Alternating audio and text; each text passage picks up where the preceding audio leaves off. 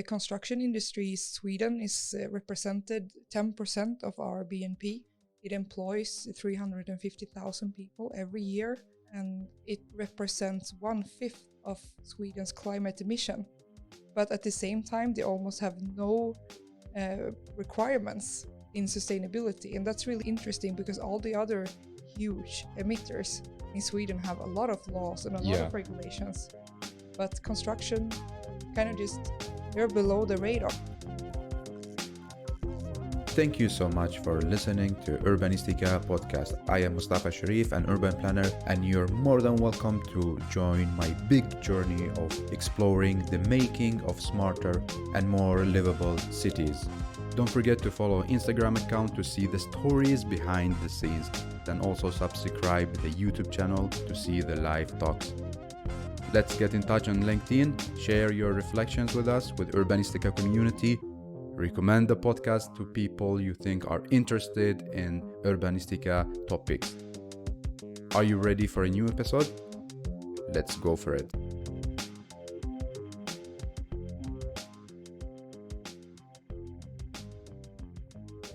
Today I have the pleasure to welcome one more time Amanda Borneke to Urbanistica podcast. Hey, and welcome, Amanda. Hey, thank you so much for having me back. I'm so pleased to be here. Thank you so much for giving your valuable time to record one more episode. I'm really happy to see you IRL. Yeah, but me too. I mean, I loved our first episode. If you haven't checked it out, please listen to it. But this is going to be even better, I think. Yeah. Now we have a lot of inspiration, a lot of power to... Are you ready for a new episode? Yes, I'm definitely. Yes, and again, I wanted to say thank you so much because we recorded our first episode when I started the podcast. So it was a big pleasure to have you that time, and now more pleasure to have you. Thank you. So Amanda, you are our storyteller and you're our superstar for this episode. How would you like to introduce yourself? And please tell us, what are you passionate about? Oh, my passion is actually making people passionate about things that they don't care about. That's really that's how I explain my job as well. For people who don't work in the construction industry, I make people passionate about things that they don't care about, mainly our environment and our planet. I call myself the sustainability profile of the construction industry in Sweden. I was awarded with the environmental award, I guess, of the year last year, and this year I will be awarded with the environmental innovator of the year. Wow, congratulations. Thank you.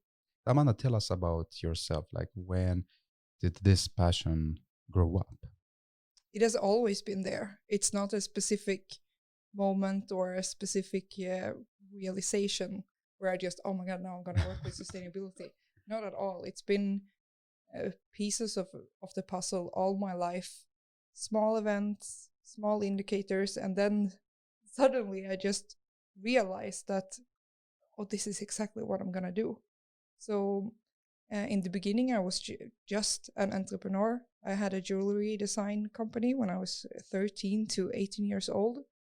And not until I was 18, I realized what overshoot day was. I think we talked about that in the first episode. So then I decided to end my jewelry company because I thought that I couldn't buy pearls from China anymore. Now I need to, I can't do that. It's not a sustainable business.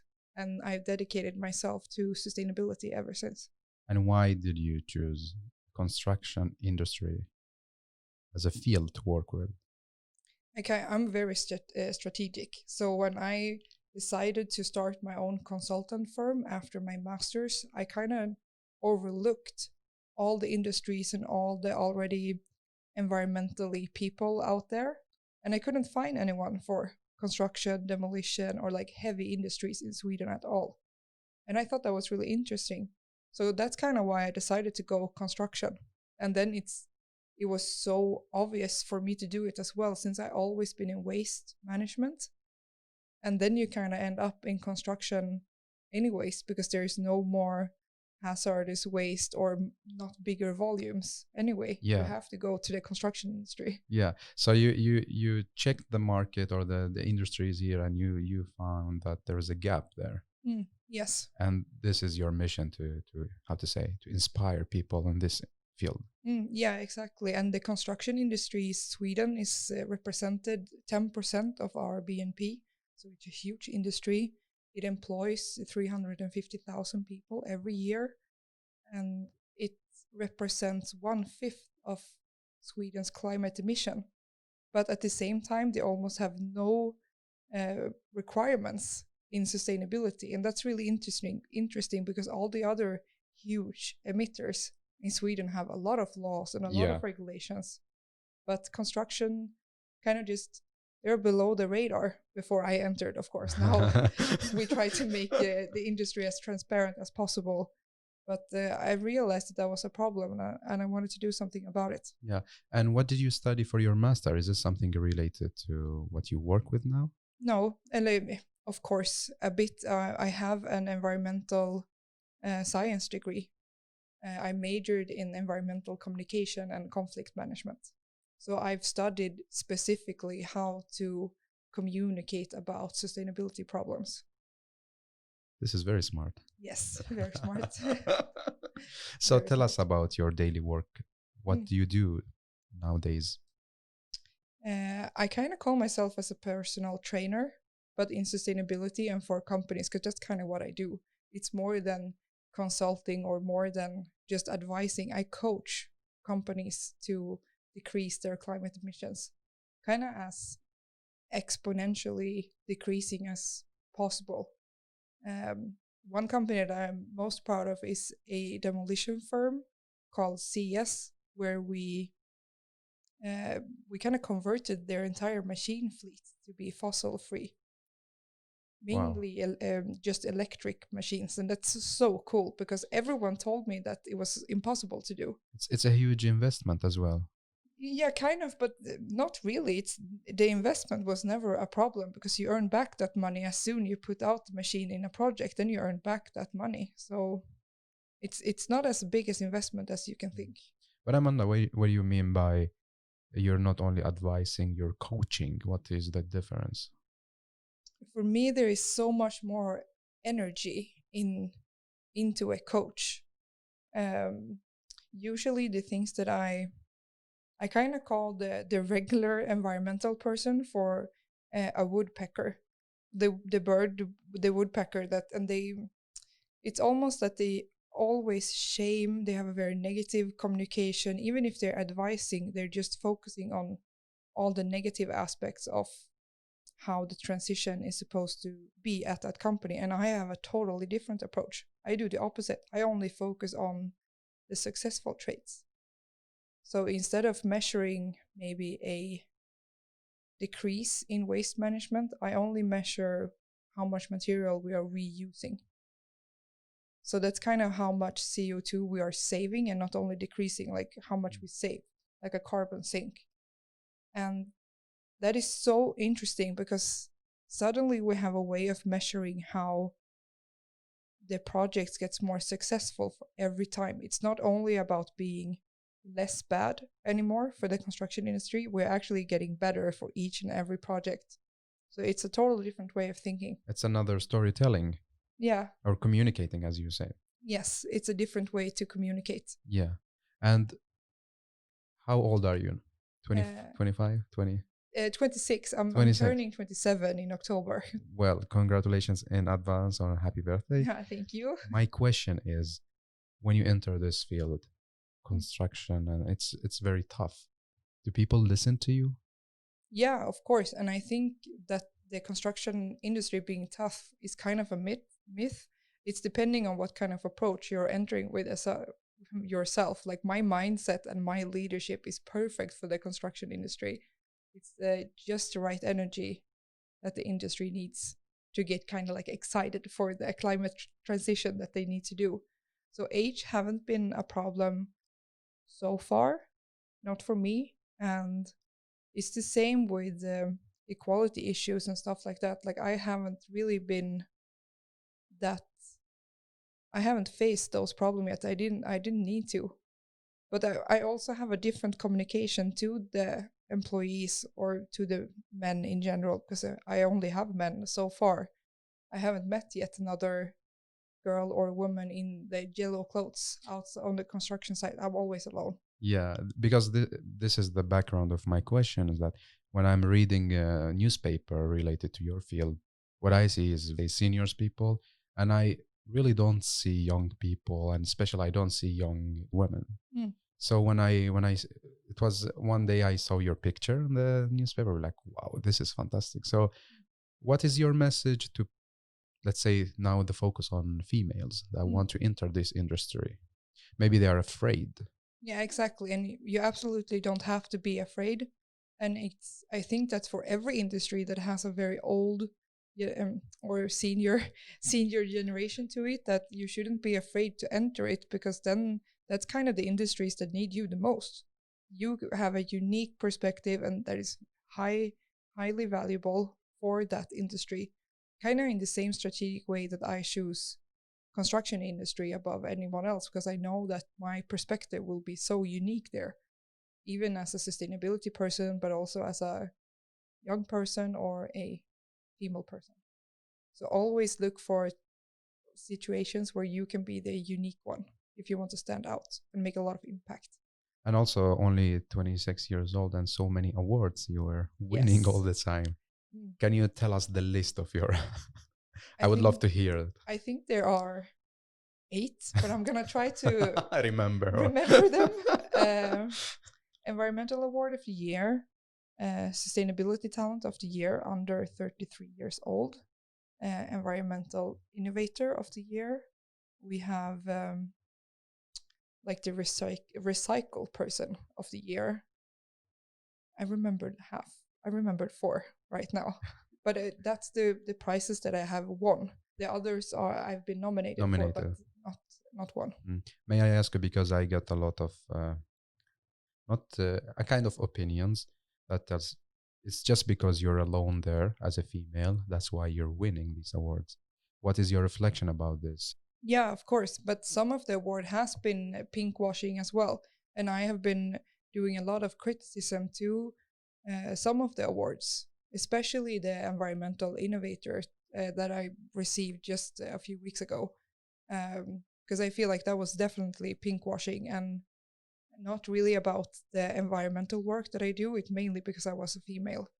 And I based that only on that the same authority that gave us the award, the demolition company that I work for, they kind of don't hire us for their jobs. So even though if we are the best environmental demolition company there is, they even awarded us for it, but they don't hire us because they think we're too expensive. Okay. So that's some of the awards. It's definitely just a marketing or a PR stunt for those who will give out the award. Yeah. So I always have to be very careful and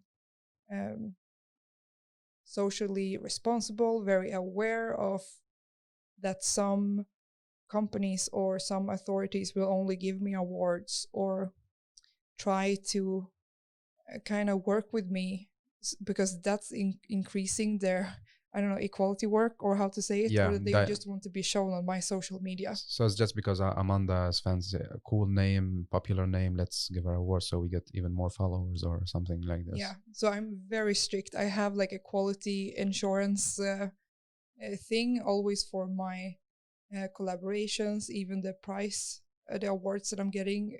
If they don't pass my quality insurance check that I do, then I don't work with them. I don't accept the award.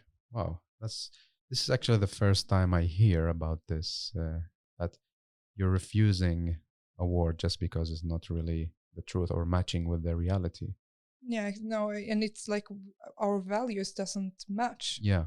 So then I don't take the awards. It can also be about maybe not pink washing, but I feel like maybe there is some other, I mean, my environmental work is stunning. I mean, there are few people who have done the sustainability work that I've been doing for the amount of time. It's very unique, but I also feel like it's weird that the industry tries to award me like 8 times in a year. I definitely feel that there are more people to lift up, but I get the prizes because I'm white, blonde, and young. I got you. Tell us about like from the field with the construction workers and demolishing. Tell me more from the field. What do you do? Oh, I have so much. Basically, what I'm doing now is telling people all the materials that you can reuse from a demolition site. And it's basically everything. It's just about the will or like what you can sell, basically. And you can sell almost everything. Like everything you sell and we can reuse it in building new stuff? Yeah, exactly. Like the construction waste, bricks, the wood, all the stones, asphalt, you can reuse anything. Yeah. How is the policy now in Sweden? Because you mentioned before you enter this field, there was not really tough policy. How is it going now? Now I was part of a project that kind of wrote the procurement laws in Sweden. So now there is a circular flow of reuse from construction sites, which is really cool. It's one of the environmental board of the year was for that project. Cool. Well done. Thank you. But I definitely get some criticism from companies that kind of have their whole business on taking out natural resources from our planet, because now they can't sell as much as they did before, because now we buy more reuse waste. So definitely some criticism for them. But I mean, this is not the first time Sweden or Stockholm or the world has made a transition like this. The climate transition that we're doing now is kind of similar to the digitalization we had in the 80s. There was also a transition. People thought it was impossible, but it turned out kind of good. Yeah. It will be the same with the climate transition that we're doing now. Awesome. Amanda, there's so much positive energy coming out from you. Yeah. It's awesome to talk to you. So tell me, what happened during the COVID-19? What did you learn? What are the challenges? The COVID-19 has been horrible to both my company life and my personal life. I've lost three people this year. I'm sorry for that. Thank you. But it was 2 colleagues and my grandma passed away. So hard to work with behavioral change and sustainability when you have that loss so close to you. But at the same time, it became so real very quick. So everything that we did to prevent the pandemic in Gothenburg was it was better, of course, because we were so careful. And did it affect the field, the construction field, or? The construction field in general, yes. I think the project starting is down with 20% or something like that. But at the same time, most of the production lines have increased. So the demand for concrete, wood, stone, all that have increased for Sweden, because we are one of the few countries that our factories are still running. Yeah. Even though we have the pandemic, because all the other European countries probably like closed down. Yeah. So we're selling a lot of materials, which means that we're going to build more in like 6 months or so. I learned that conflict management and environmental, like how you communicate about a conflict, is very similar to how you communicate about sustainability too, in like the old way of how you communicated about sustainability. Very alarming, very like not comforting and not positive at all. So I think most of the work that we did in Gothenburg about the pandemic, it had more like my style of communication. And I think that's why it went so good. We have very few cases at the construction sites. This is the positive energy through the communication. Yeah, exactly. Yeah, it's not only about being like positive as you're being glad and have a lot of energy. It's a very strategic way of using positive valued words to kind of unlocking behavior in people's minds. I mean, it's basically just understanding your target group and what they value. One very easy example I have for myself is when I was a kid, I never had homework, because homework is so boring. Like, you don't get really excited when you have high homework. five. Right? So I called it the fun hour after school. And then I always got super excited about it because it was a fun hour. I was supposed to learn something new, and the learning process became more creative as well because I had a fun hour to learn something new. Yeah, so it's like a psychological trick or mindset Exactly. trick. So if you have something, for you who listens, if you have something that you think is very hard or something that you struggle with right now, try to just change the words in your mind, how you think about it. And you will immediately be more positive mindset to approach your Yeah. struggle. I will try this. I love it. Yeah, of course. It's a very common way when you talk about building confidence in yourself. It's exactly the same thing. Like if you have a lot of negative thoughts on yourself, you just switch them to something positive. So every time you think something negative about yourself, you also have to um, lift yourself with something positive. And then you kind of become this at the one time it all will be even, and then you will turn positive as well. And that's exactly the same thing that I've been doing for the construction industry in Sweden, like making it a more attractive business to be part of and not that negative. So I build confidence and self-value in people, but also in entire industries. That's awesome. And you always like giving lectures, talking. You have also a fantastic podcast. I love it. Oh, thank you. I'm looking forward to season number 2, by the way. Yeah. Do you listen to people? Yes. How do you do that? My favorite inspiration for my rhetorics is drag queens. Actually, drag queens, because they have a formidable way to just demand the stage or demand everyone in the entire room just by a few words. Very strong charisma and talent on that stage. And I never hear people get inspired either from drag queens. So I love that as an example. It gives me an edge that nobody else has. And how do you listen to the coworkers on the construction side? Oh, yeah, of course. I mean, that's one of the unique ways of my leadership, that I have a constant dialogue and deliberation with my coworkers. And that's the same with the woodpecker that I mentioned before. The woodpecker never listens. It's very militant. You always like tell people what to do with like your whole hand. Like order. Yes, a lot of order, exactly. But the rooster, as I call myself, I'm more like the rooster, like an alarm clock that just wakes up the construction sites in the morning and now we're going to talk about the environment and we're going to have so much fun. It's very easy and creative. It opened up dialogue. So just by asking them, what do you need to be successful in this sustainable situation? And when they feel like they are part of that transition and that journey, they will also be more key to change their behavior. So you're making people part of the story instead of forcing them to get in a sustainability story. Exactly. I don't force my storyline on people. I make them a part of my story or the journey. Yeah. And sometimes I also feel like my coworkers or the employees that I coach, they are the experts. They are the experts on construction, demolition, and reusing all the materials. Like, they know so much. And they are the expert that helped me do my job, not the opposite. I think a lot of environmental people or leaders in general have very high thoughts of themselves, and I have a very humble approach. Yeah. And love taking in the employees as experts instead. Amanda, I'm very inspired by your work, the way your leadership, and the way you're listening and also coaching. And it seems like you're doing everything according to a plan, a very smart strategy. But I still believe that you're facing a lot of challenges. Tell me about these challenges.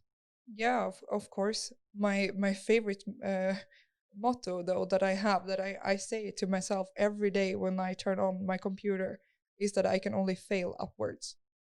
So even if I have a challenge, I don't see it as a challenge. Probably I see it just as an opportunity, because challenge would be like a negative based word. So then I have to change it to something positive to always feel that I can approach it. So I can only fail upwards. I always see it as a learning process. And tell me about these opportunities that you're facing now. Right now is mainly about making the construction industry in Sweden climate neutral. That's like so many opportunities. Is it tough? It's tough. It's mainly, but that's kind of what I wanted to do with converting a machine fleet to be total fossil free, because that's really one way to become climate neutral.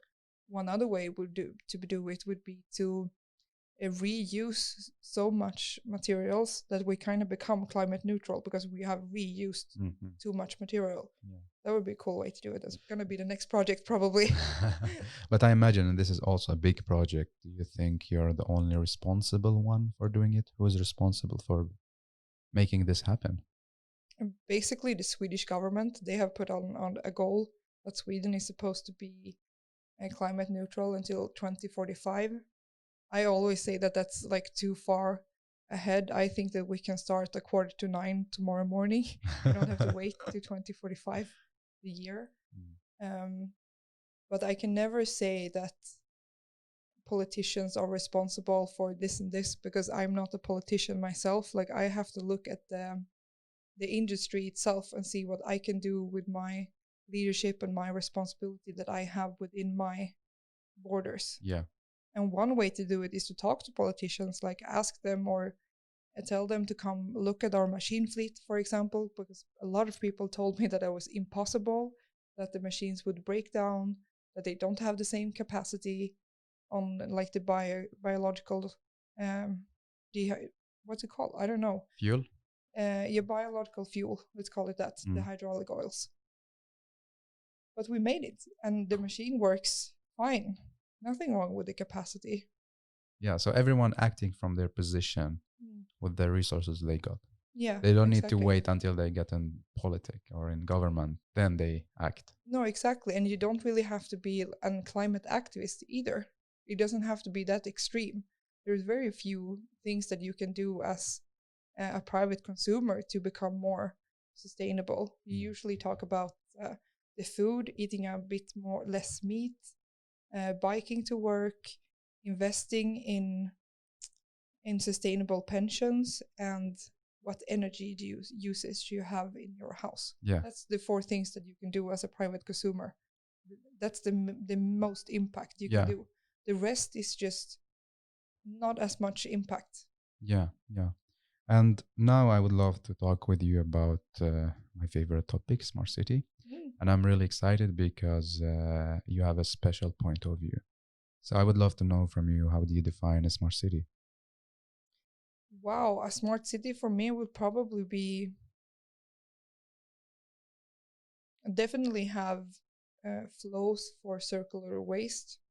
Definitely have a different approach on prop tech, con tech, all those kind of stuff. Or did you have something else in mind with a smart city? Well, I have so many things in mind. Right. But for me, the main thing is that people are smart, not the city, not like the applications, but we are smart. As you mentioned, like we are smart on using our resources. Yeah, of course. This is a smart city. And a smart city for me is kind of like putting the people in the center as well. Yeah. Mostly like what's the center is today in most cities is like the car. Where to park the car, how we're going to drive around with the cars, and the need of people is not put on as a priority. And I think that's really interesting what happens to a city center or a smart city when you put the people of that community first and how you build around that. How is it in your home city in Gothenburg? Do you feel, you told me you're biking a lot.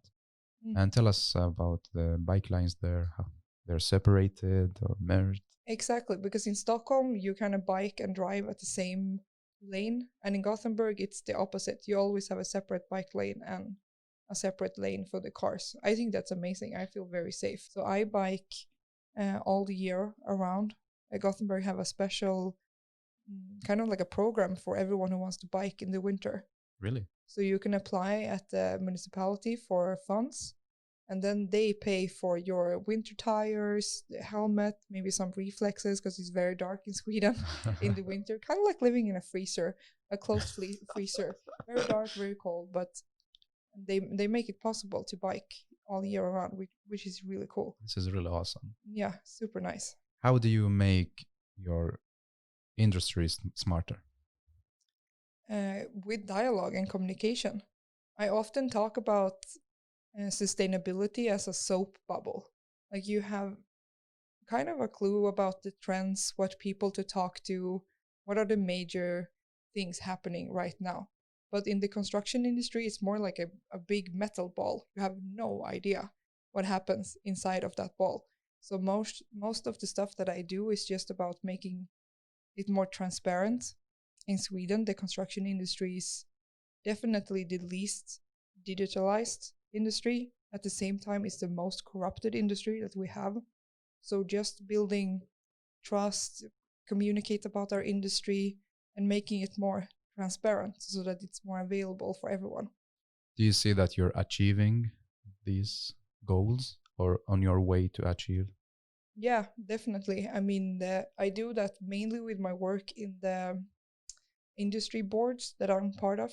Then I gonna get the opportunity to lift all the things that I've done at the companies that I coach, to lift them to a national perspective. And then we have even more challenges or opportunities to face when we scale everything up. But I think that's such a nice thing to be a part of, because it's kind of a mindset, a shift in behavior and mindset where we go from not owning our solutions as we did before, but we're kind of sharing them with everyone. It's more an open source based kind of way of thinking. It's very not, we're not used to do that kind of thinking in construction industry. Everyone is very owning their own solution because it's usually a service that you can sell later on. Exactly. You make money because you're unique with your solution, and that's how you make money. But now you're introducing the co-sharing of solutions. Yeah, kind of. Like, I want to show that working together is also a factor for the long-termness of a solution. Like the more people you have in creating the solution in the beginning, the more long-term it will be. So just by scaling all the solutions up right now means that CS or my solutions will be the most long-term one. So even if I know that I have to share my business idea, I know that more people will use it. We will save the planet probably, because that's what we need to have this exponential transition we need. And this is absolutely promising future, because promising people like you and change makers are working hard to make it happen. So now if you go back in a time machine and you are allowed to change one thing related to your industry, the construction industry, what will you change? Oh, I would change so much. It's hard to pick one thing. I mean, my first thought was definitely related to some of the deaths that are in the construction industry. I mean, we have some accidents, some just a couple of years ago, quality insurance, work environment issues. That was a topic that we never really talked about. That scaled up a lot just in the last couple of years. So I would probably, if I had a time machine, I would go back and make that happening even sooner, because that would have saved not only our planet, but actual lives at the construction site. How is it going now? And now Sweden has a death rate of 1 person a week, I think, or 1 person in every 10th day. So that's still a lot. That's a lot, no? Yeah, it's not a lot as much as like other countries in the Nordic, but for me it's still insane. Like we talk about those numbers that is there, but it's not that bad. But I mean, like, I'm shocked every time I hear those numbers, because 1 a week is way too many. Yeah, of course. What are the reasons behind this? The reason is, I called him Alfons Åberg behavior. Alfons Åberg is a character that we have in Sweden in children books. He's always about, I'm just going to do this. It will be quick. I'm just going to do this. It will be quick. So it's that kind of behavior. We're just very hasty doing something and not really thinking about it. And when you have, that's why I call it Alfons Åberg risks in construction, because that's the high risk that we're doing. Maybe you don't get the right safety equipment because you're just, oh, but I'm just going to do that. It will be quick. And then the injury happens. So less Alfons Åberg risks. How do you solve this problem, or how do we do it now in Sweden? Right now, it's very complex. It's partly about the time pressure that the project leader has to finish the project. They can even encourage people to work hasty and not within safety regulations, just because they have like a specific time frame for the project. The building needs to be done within this. One other part of it is that we have some kind of modern slavery in Europe, where we buy construction workers from outside of Europe, and they are not used to the safety regulations that we have in Sweden. They work as the safety regulations in their home countries. So, and then a lot of get wrong as well. I imagine it's also a language barrier, right?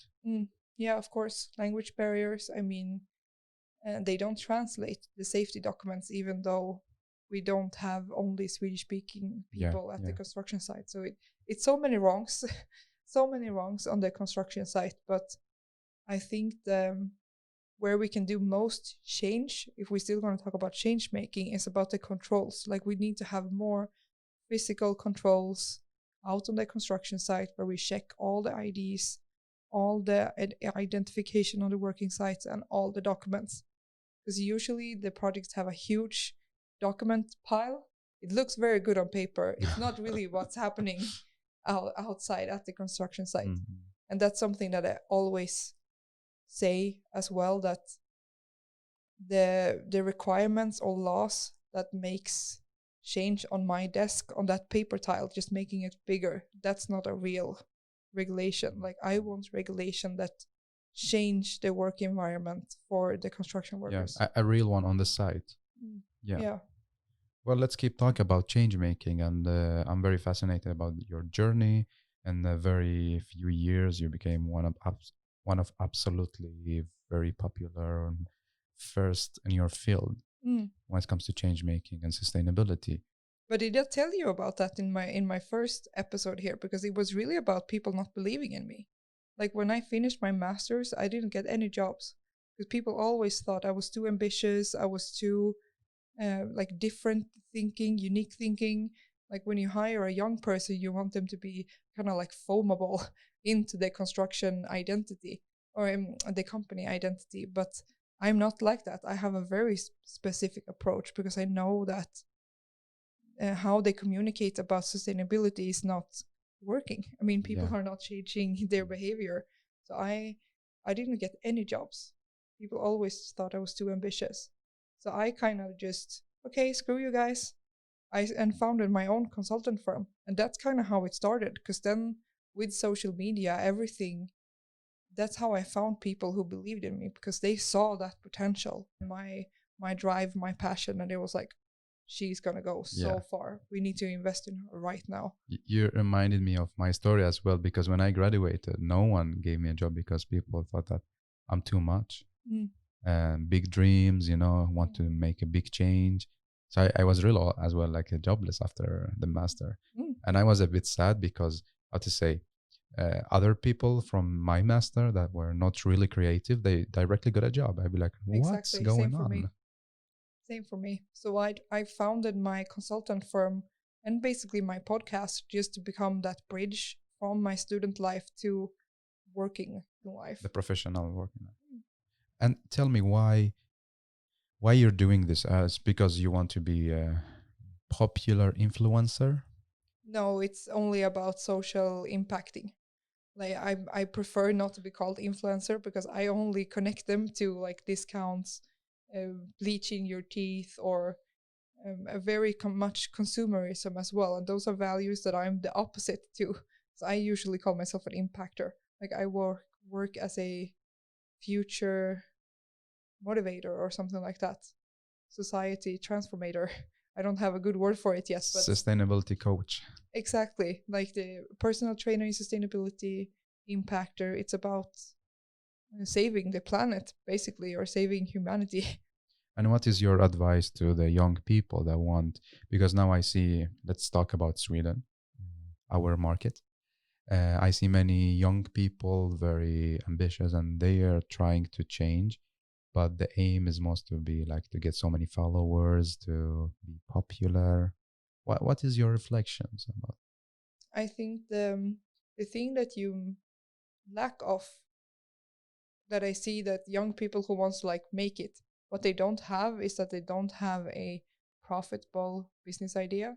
They don't have any uniqueness, nerve, talent, charisma. Like you need to be so unique and so niched, and then you kind of become popular later on when you made a change. That's kind of how it happened for me. Like I didn't choose that famedom or whatever to call it. It's just something that happens when you have a voice or when you stand up for something, and that's going to be hard in the beginning. Like maybe I think that people really need to reflect on what their values are, maybe even words as integrity and self-value. I think integrity is often forgotten.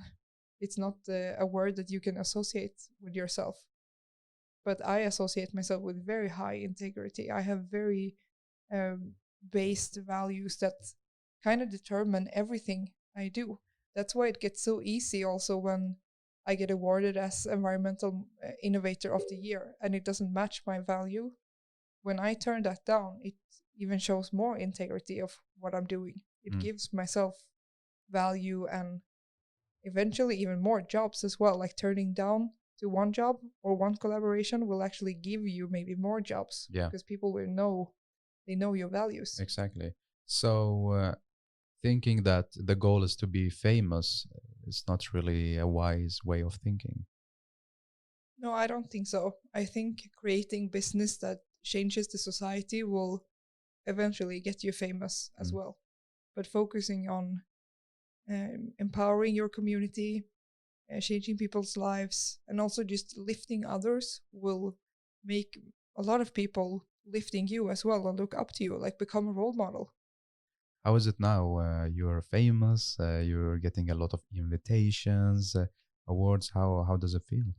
Did you think about this when you were a student or when you absolutely started your first day? No, absolutely not. I thought of that it would probably happen because I have very unique ideas, but I thought it would happen maybe when I was 30 or 40. Like I'm 20 years ahead of my own work plan. And that kind of when I realized how hard I've been working as well, that I need to chill down and just relax and enjoy this journey. So most of the stuff that I don't plan that much right now. I just try to see where all these awards can get me, the people I meet, and just trying to relax and enjoy. I try not to have a rush. I think you really well deserve it because and you're still working hard so much. So this is a kind of also reward to what you do. Yes. So well done, Amanda. Thank you. But I think it was Elon Musk who said that, I mean, you can accomplish a lot of things working 40 hours a week for 6 months, but you're likely to accomplish more if you work more. And if you work more than everyone else, you will always be the one who stands out.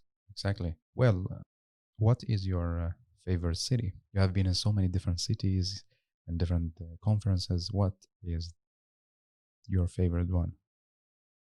I think it has to be Gothenburg, the city where I live. I don't come from Gothenburg. I moved there.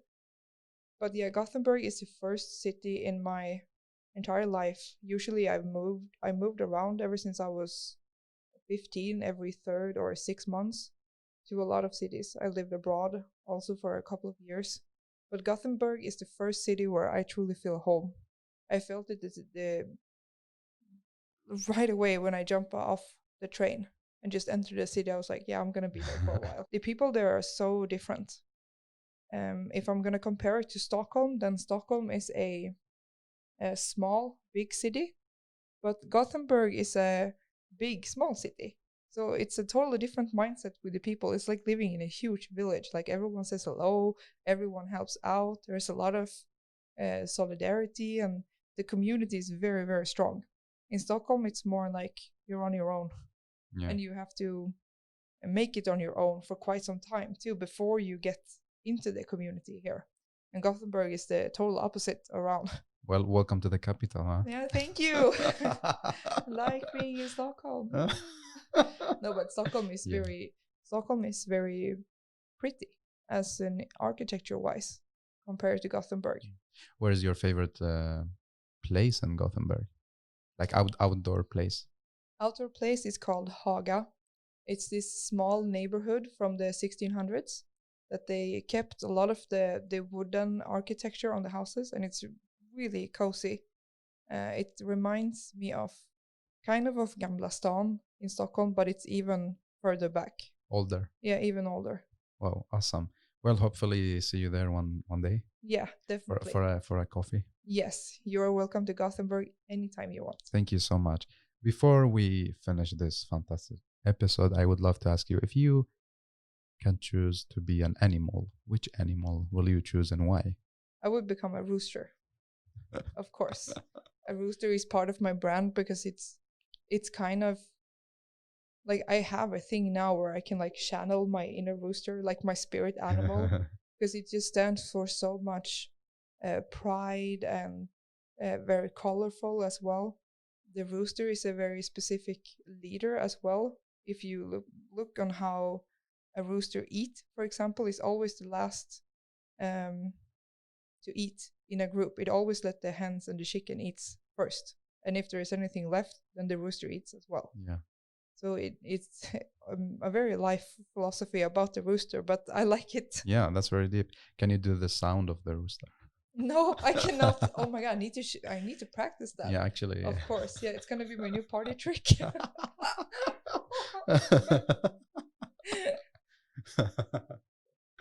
Well, Amanda, how would you like to summarize what we talked about, your reflections, and 3 takeaway messages to all the listeners?